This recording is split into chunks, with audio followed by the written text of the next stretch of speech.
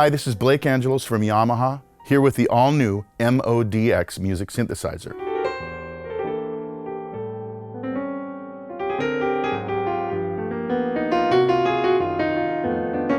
The MODX is based on the same DNA as the Montage music synthesizer, our flagship product.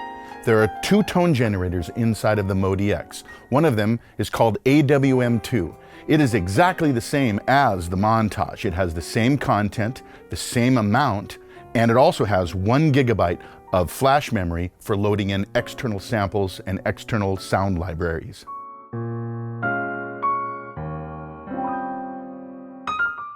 The second synthesis engine in MODX is the FMX engine, an 8-operator, 88-algorithm FM synthesizer featuring 64 voices of polyphony. In between those two engines sits motion control. So what is motion control? Well, like on the Montage music synthesizer, motion control is a very deep control technology that allows us to do all sorts of real-time control simultaneously. The most obvious component of motion control is the super knob. The super knob is a macro controller that allows me to move between different parameters. I can open a filter while another one closes.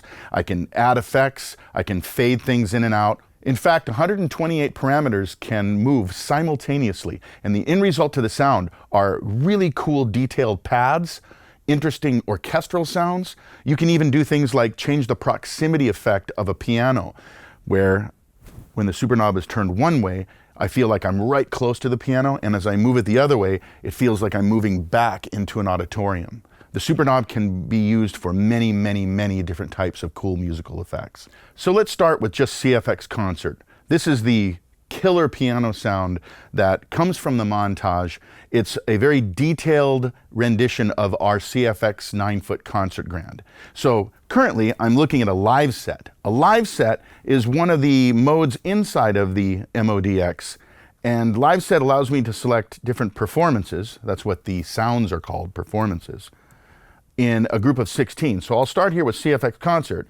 Right now the super knob is at 12 o'clock. This sets me a little bit far away from the piano sound, so I'll move it all the way over to the left, and this puts me close up right next to the piano. So you can hear there's no reverb, and I'm very close. It feels like I'm right there. As I move the super knob up, so as I move away from the piano, not only is there more reverb, the EQ changes too. The low and low mid frequencies dissipate, and that's the sound that you get here. As I go all the way to the top,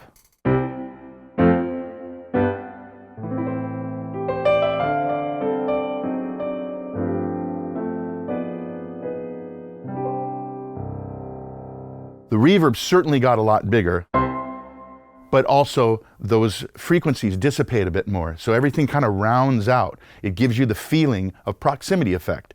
One of the cool new features that was added to the MODX series is this rhythm pattern button. What the rhythm pattern button does is it allows me to add a drum groove to any performance instantaneously. A lot of people don't know this, but there's over 10,000 arpeggios inside of the MODX music synthesizer, and about 6,000, maybe not that many, but a lot of them are drum grooves. So to access this, you just press the rhythm pattern button. So what I want to do is, first of all, I'll just select something that is an interesting, maybe an arpeggiated filtered synth sound, like this ARP filtered synth.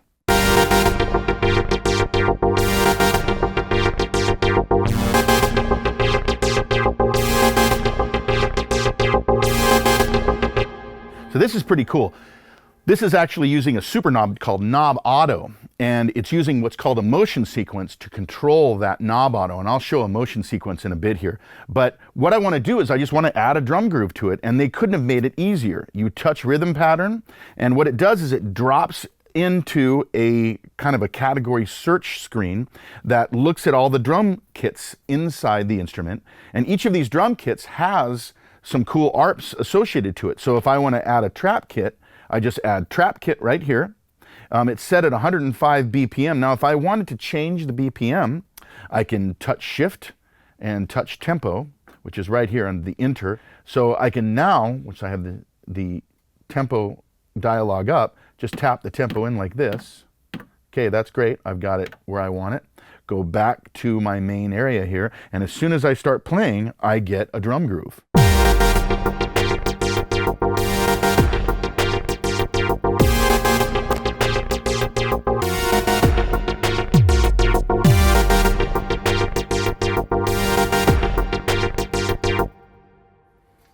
Really easy to add a drum groove. Now, right next to that ARP setting here is a quick access to the envelope follower. This is another feature that they added to the MODX. What the envelope follower does, an envelope follower basically takes the sound of one instrument, say a drum groove, and it takes the envelope that's produced by that drum groove. So boom, ka, a boom, boom, ka, and it changes the envelope of another part. So something like a filter would open and close at the same time as the drum groove happened. I'll show you how it works here by assigning something that's very, very easy to hear, and that's pitch. So I'll make this ratio so it doesn't make the pitch go crazy, but basically what you'll hear is the sound of the drum affecting the pitch of the ARP synth sound, like this.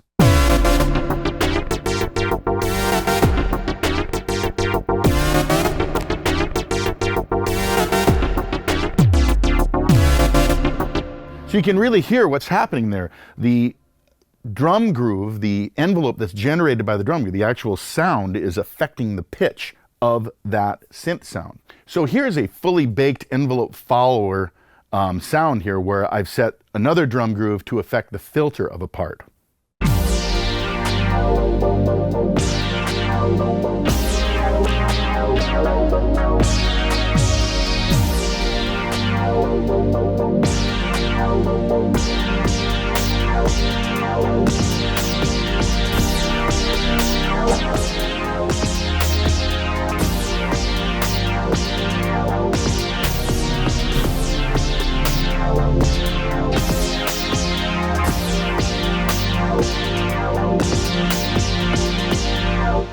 Now let's just talk about the control section. Of course, you have the macro control super knob that controls these assignables. Now, this is a difference between the MODX and Montage. The Montage has 8 of these, and there's some lights around them and stuff. So these are now 4, but I can get to all 8 because there are buttons here that say 1 through 4, 5 through 8, 1 through 4, 5 through 8. So I can still get to all of the parts. I just have to toggle between them. Something that we added to the MODX that I really love is just the simple monitor, USB monitor knob right here. It's right next to the master volume and the A to D input. There is a stereo A to D input on this as well, so you can take external instruments, synthesizers or vocals or guitar effects or whatever, and route them through the internal effects processor. In fact, you can even control the effects with the super knob. You can control up to 24 parameters per effect. You can actually do some really cool things to external audio with that A to D input. But the cool thing here that they added is just the USB monitor. So what is that? The MODX is a 10 to the computer and 4 return from the computer audio interface via USB. It's actually audio and MIDI interface. So it's multi-channel audio. I can send up to 10 stems to a DAW and return them back. What's cool about the USB monitor is that what this does is it controls the volume coming via USB from the computer just with a handy control knob. So let's say that you play a gig where you want to use an external computer and use virtual instruments on that gig. You want to be able to mix those together. This is a separate volume for that purpose. It's very cool, and it makes this a nice system to take to a live gig where you only need to take this, the computer, and one cable, you're good to go. You don't have to bring an external audio interface since this is an audio interface. So that's a very cool addition that we added to the MODX. Now, as I said, MODX is a USB MIDI and audio interface. So I've connected it to Cubase here, and I have my project set here, and I want to show you something that's very cool. Now, there's a VST audio unit component that's called MODX Connect. You can get that from the Yamaha website under the MODX page under the download section. And what MODX Connect does is it does 2 things. One of them is it stores and captures performances and stores them inside the DAW for recall from the DAW. So it works like, basically, it treats this like a virtual instrument. It has performance data that will send it to the instrument for use inside the DAW. So my project's in there, and it's very cool how this works. The other thing that I can do is I can use the performance recorder, which is basically just a sketch recorder, and record something inside the MODX, and then when I want to move it over to the computer, I simply drag and drop the song right into the computer. So what I'm going to do is I'm going to open up this little project here that's called Sweet MODX, since I am at Sweetwater. Now, as I said before, performances can be a lot of things in the MODX. It can be a fully realized arpeggiated performance, it can be a piano sound, it could be a guitar sound, it could be a symphonic orchestra, or it could be a multi-timbral construct like I have here. This is a multi-timbral setup where each of the parts in the traditional way is a drum, a bass guitar, electric guitar, an organ, a brass ensemble, and so on. So it started when I opened up the Cubase project, it was a piano, but now it has changed. It's now the multi I'm using in my Cubase project. Now I need to do one other thing. I need to turn off local control. When you use a computer, you have to do some maintenance in order to make it work with the computer. Well, MODX makes that fairly simple as well by touching the utility button and touching under settings where it says quick setup. So I'm going to touch MIDI record on DAW. That turns off local control. So now when I select on the DAW here, I have my electric piano sound. If we go down here, I have my drum kit. So I'm sequencing just like you would in a sequence environment. How did that work? Well, let me open up the Montage Connect. Now, Montage Connect, you load it in sort of like a virtual instrument, although it's not a virtual instrument. It's a component that controls the hardware.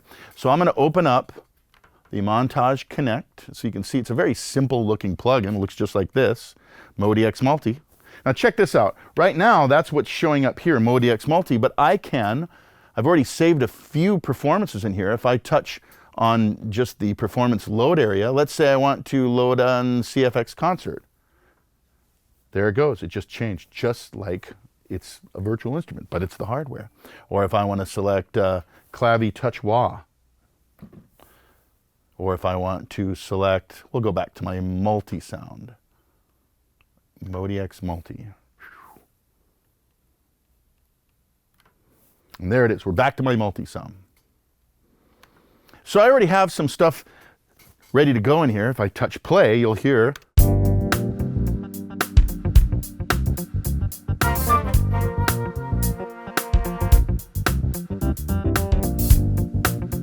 So those are MIDI tracks that I have recorded before that have all the different parts here. So what I want to show you is how the audio interface works. Well, first of all, let's say I just want to record a version of this as a stereo track. That's simple. I'll go over here to stereo track, and it's set up here, stereo track. Now let me show you how this is set up inside of Cubase real quick. Let me go to Studio, Audio Connections.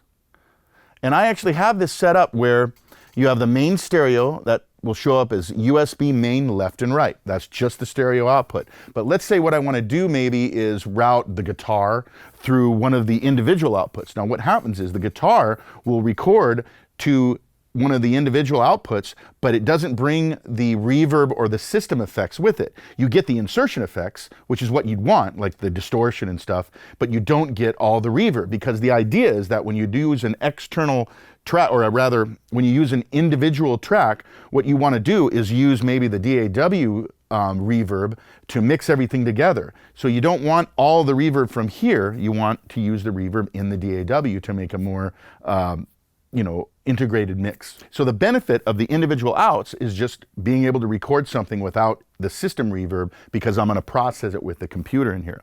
So I can set up to 8 different individual outputs, and how I've got it configured here to give you an idea of what the flexibility is.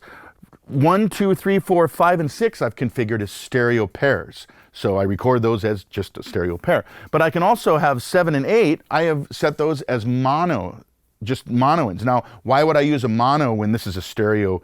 Well, one thing I'd like to use mono for is maybe just a kick drum. I just want a kick drum in mono. So I have flexibility in sending mono and stereo and mixing those two together when I do setup on the DAW here. So let's first of all just briefly record a stereo track to show you what that looks like.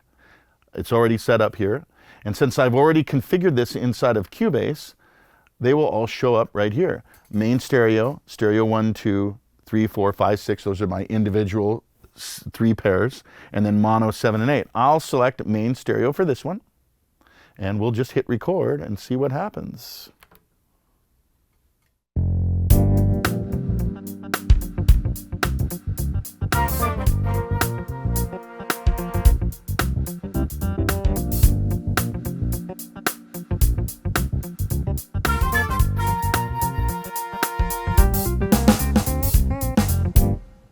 So there we go. I'll solo this track so you can hear it.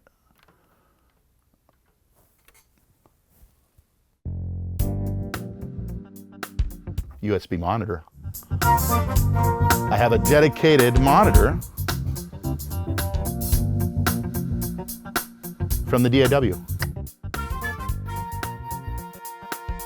I love that. That makes this, the thing I love about recording this way is that it's just the keyboard, just the software. It kind of forces me to be a little bit more creative. I don't have to worry about an external audio interface or all that stuff. So I dig that about this. So think about this. I can record 10 tracks simultaneously, audio tracks, with the MODX into Cubase or Live or Logic or Pro Tools or Studio One. Whatever DAW you choose, you can use it with the MODX. It's really slick. The last thing I want to talk about in the control area, one more thing, is Soundmondo support.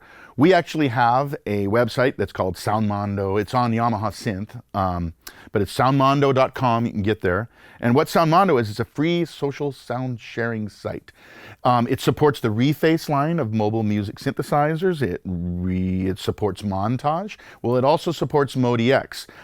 You use the Chrome browser on a desktop, and you can literally go up and download sounds from Soundmondo and share sounds up there. Since MODX is Montage compatible, you can grab all the Montage sound, they load right into MODX. There's also an iOS app that's available as well for the MODX for Soundmondo.